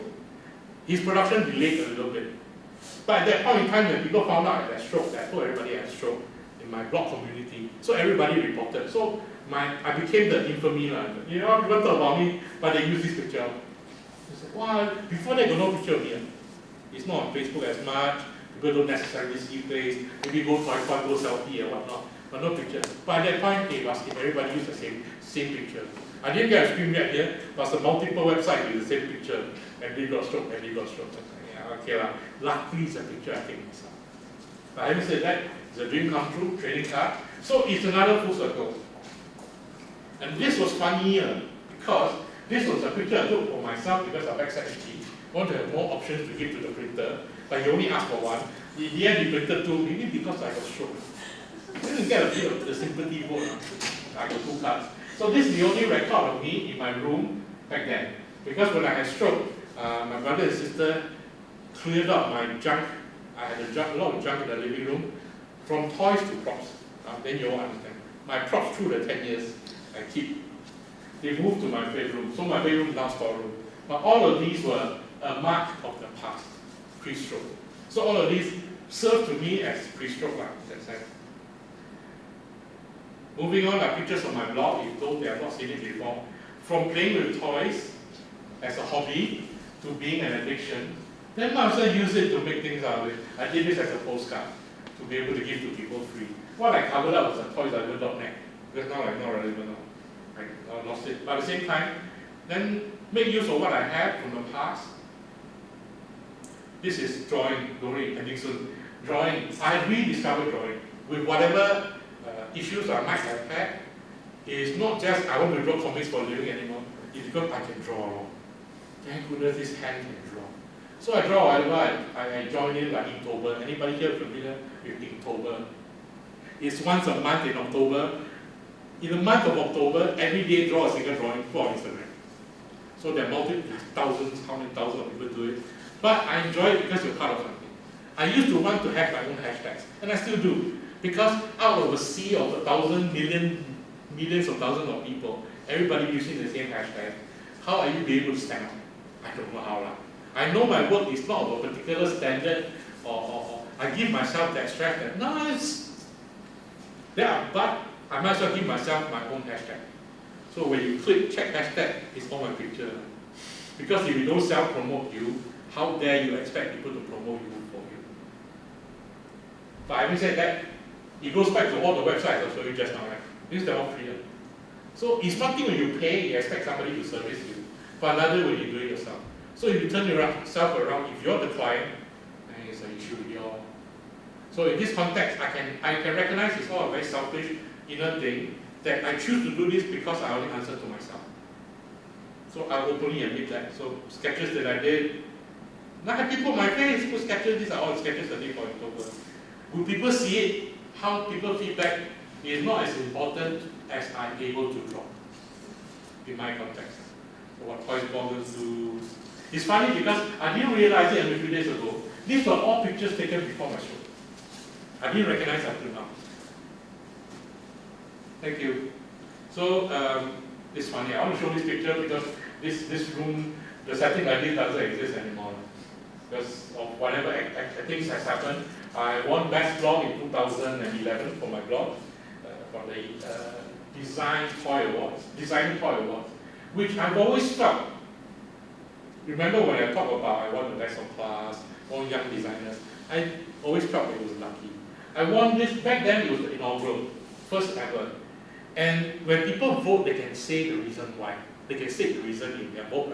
And the person who voted for me saying, oh, he survived stroke and he's still blogging. Wow, not because my blog is good lah. Sympathy lah.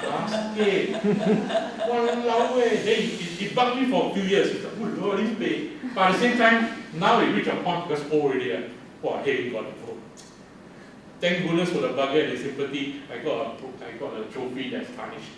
But got trophy. I don't take a lot of pictures of the trophy because it's tarnished. So it goes back to the design of whoever made it, you can see here the gold all tarnished already. It's like, I also don't sabo people long. Show this is your thing, it's tarnished. But having said that, it's internal gauging of what you are able to do, what you have achieved. Then for me, this was a setting. This was a setting because I wanted to review my toys with this as a background. That even if beyond here is my bed, beyond here is the door to my room. So again, setting within the frame what you can do, then going back to where I learned from in the past.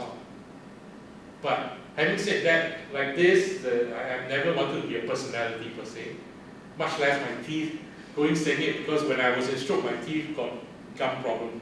And in a long story short, it's not a pretty sight, but at the same time, I'd rather just have the toys have the limelight. As much as the design of my blog is plain white, because I want the colors of the toys to stand out. It worked for me now because of my eyesight. I can see things clearer so by default. So it all worked out. This is the name card, which is funny because I just have one name card left, but it's still the 10th-year anniversary, and this was how many years ago? So in logic sense, I started the blog 2005. In 25th of February this year, I celebrated the 40 years. So essentially, it's my longest job. As a friend would say, wow, like your son. Then I realized, because I'm single. Then it's like, yeah, I brought up a 14-year-old son. A few years ago, don't want to grow anymore. Then this crap, forget it. Then now I feel like, yeah, abandon your son. That's sad. But having said that, he's finding a voice. I've had my season. It has had its run. And whatever popularity fading right now, I'm not new to it, but at the same time, yeah, then it's time to move on. He's going to reach 15 soon. He's going to have his O-levels. He's going to end up taking a picture of his own house and his own set. He might not necessarily know what he's going to do when he grows up. He might want to go and learn design, but don't have the cert. So what can I do as a parent? No offense to my parent, but it's my responsibility right now to see how I shepherd if I choose to shepherd. Because whatever's full circle, I've lived enough to survive and witness it. Then, as much as I say, it might not necessarily connect to a certain degree, but I hope what I can share makes sense. Wait up, okay. Second last picture, don't worry, finishing. This was an image I used for my course in ITE. Now I teach in Institute of Technical Education. Part-time. The irony is, not irony, I'm teaching art direction, a module maybe 3 months a year. There's no need playing games. But at the same time, it's full circle. I'm going back to ITE. When I talk to the students, it's like, hey, y'all remember the past? When I was VITE, all of us knew to a certain degree or felt to a certain degree, cannot study. Down here to learn the skill, survive with hands. So at the same time, yeah, I can't say I'm successful. Even after all these years, after I'm saying to y'all, if I sit in a cab, uncle, auntie ask me, what is your milestone you want to share with people? The only story I share is stroke. My survival of stroke becomes my milestone in life. So if I say a career, successful, earn money, I'm not survive stroke. Even if I got money and fit in a bloody wheelchair, like that, maybe more expensive spectacles on. We go overseas, get an operation, I don't know. But having said that, just maybe comforting myself, no doubt. But I'd rather comfort myself than wait for someone to do it. Having said that, this was something that I gave true to my students. Because part of the design process in art direction in the past was a mood board. You show people, if you can't draw, that's a trick. If you can't draw, right, show them what the color might look like. Use other people's pictures and drawings. This is what it might look like. So you can communicate your design and expression across to somebody else to look at it. Yeah, okay, it works. So that context of a visual interpretation in design, you can sit by yourself and draw. But can you say because you cannot draw, you cannot design? Maybe not. Maybe it's about one touch of pictures and whatnot. So this was an example for them to do a mood board, but not submission, that was another submission. But this is to describe a character. Because you can give color pictures anytime. You can give colorful setting, the room shows what this color, the font what color. But who's the character you're designing for? What is he? What is she? What do they do? What do they like? Who do they listen to? What's their favorite color? Might not be the script. You remember the picture from before Teenage Textbook Movie, the room with the comics and toys. In the script, there wasn't a particular description of what the room was. So can you say, I create my own, but somebody has to agree somewhere somehow. So to me, this was an aspect where I was trying to save my life. That this is me in the past few years. Then I captured a picture of my mom with me, my trip to India, temporary pass also must put because they pay money my trading card, 80s music which I love, postcard which I did, sketches I do, toys I release with someone, anime I watch, stickers I draw, toys.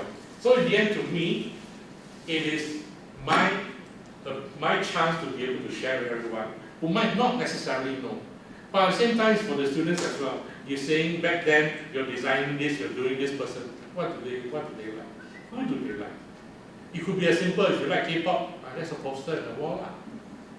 Or you like particular toy, that's your foreground in your shop. So this is how you dress.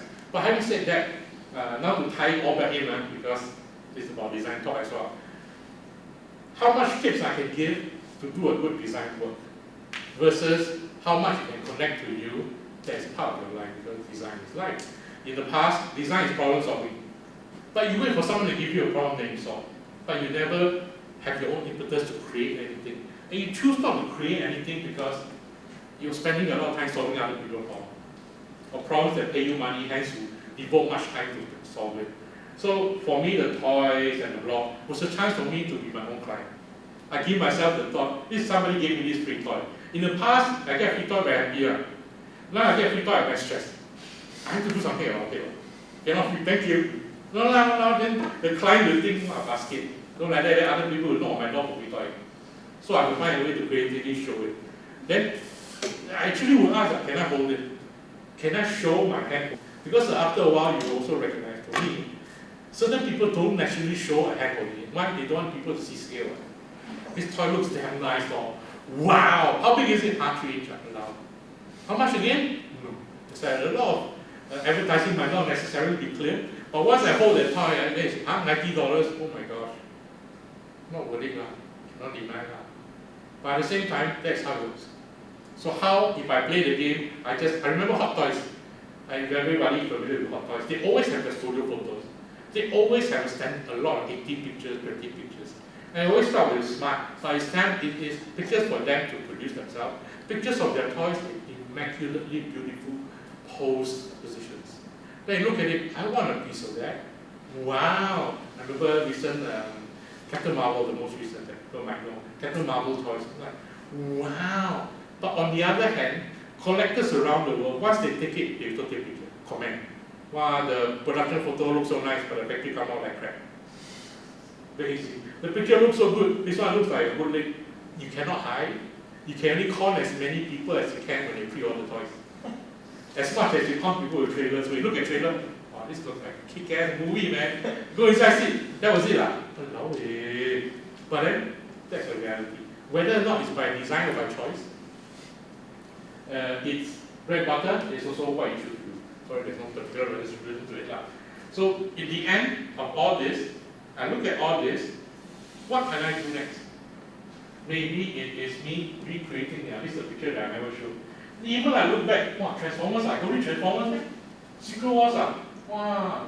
To me, it becomes 30 years later, it becomes a record of what I might have forgotten, but it also reminds me of what I used to like.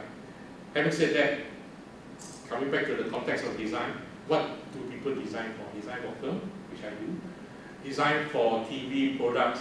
Even in the context of film, if I'm in the class right now with my IT students, I've shown them whatever people from 30 years ago, 20 years ago. Half of me feels very sad. It's actually old crap. Back then, but at the same time, I have something to show. There's something context that how many of you all here has watched whatever video?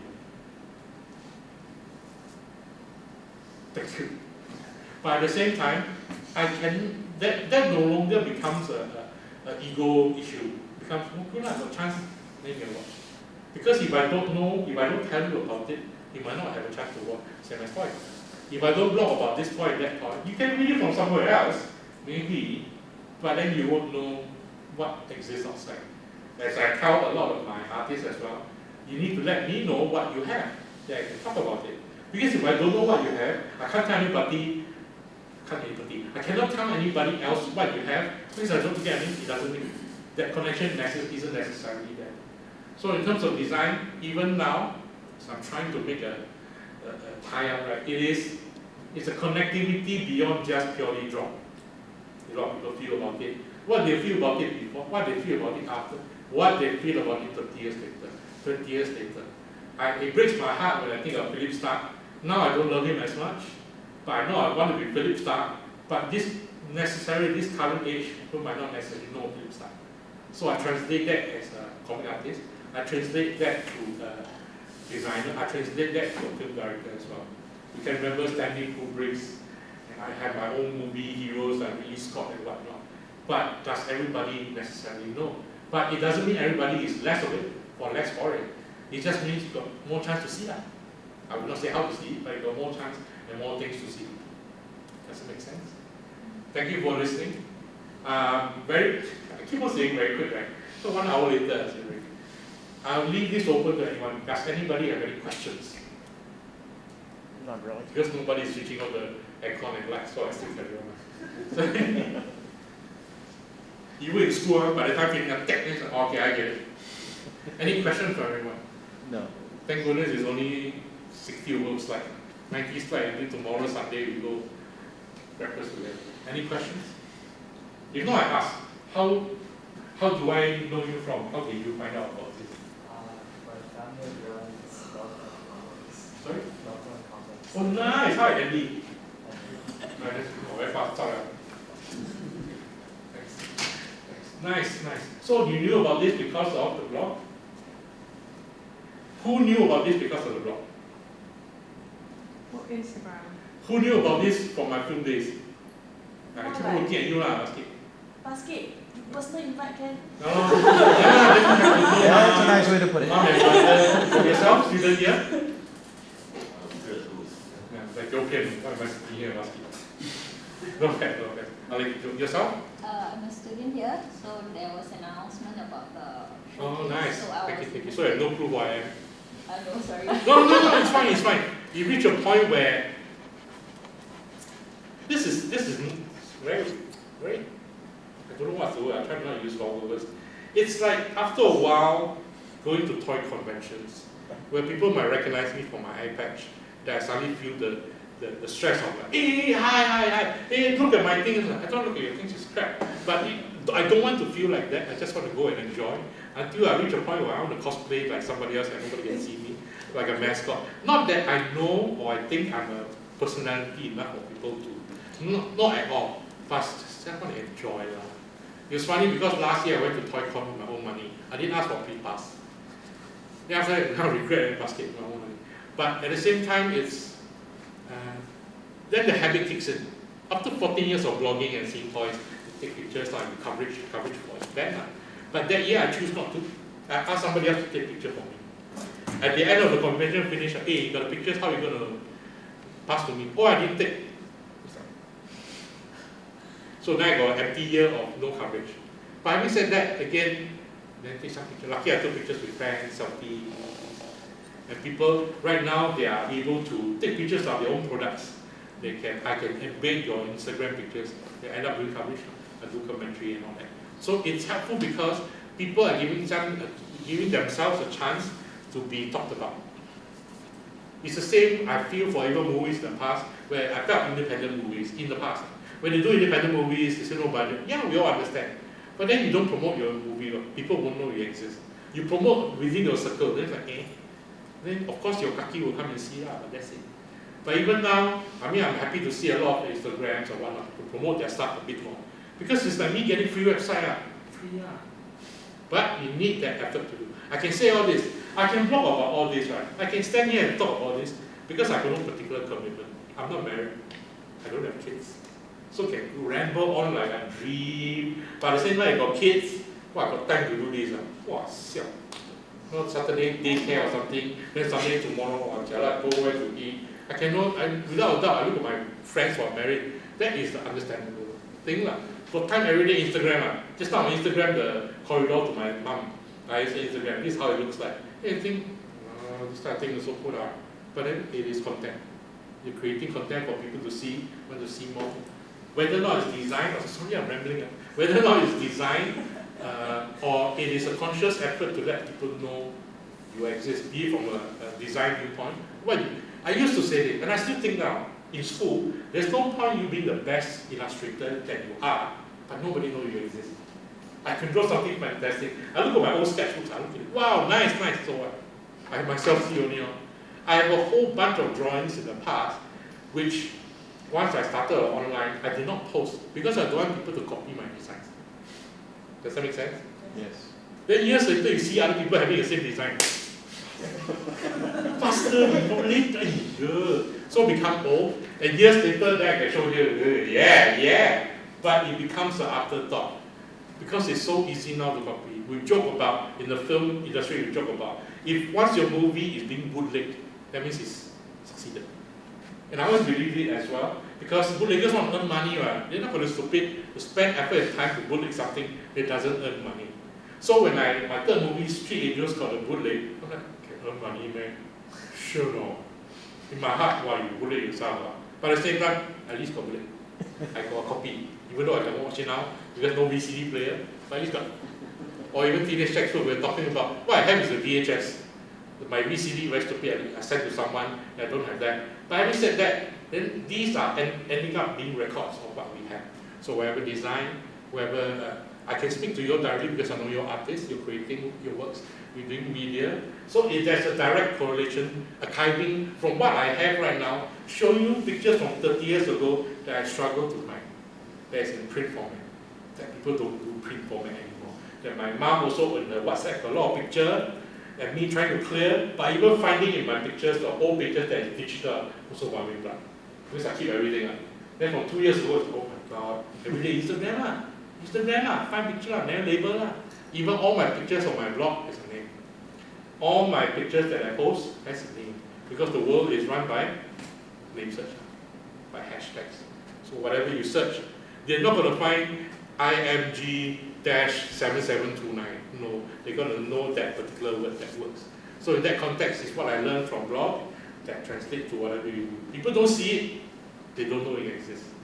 Word of mouth in a technical age. But that is just my overall commentary. Having said that, thank you for listening. Any questions? Oh yeah, got, sorry. I forgot the last slide. See, that's why I cannot make it. Must promote. This one I last minute do this morning, I forget. So I always suck at self-promoting. But at the same time, having with all this, it's also that, you see, my study for the last night is from Popcorn X. It's my film blog. So even I also spoil. But at the same time, if I don't show this, after this talk, what are you talking about? Those who know my blog, fair enough, thank you. Those who don't know what I did before, maybe a bit of a hassle. Now that I put on my Instagram, in the past I totally separated my film and live before in media because I don't want to be judged. But then again, yeah, just maybe after surviving stroke, judge what? Sit in a chair, judge what? Hair tied in a braid, judge what? No. So judge me for what I am. Thank you for listening. Have a good weekend. Thank you very much.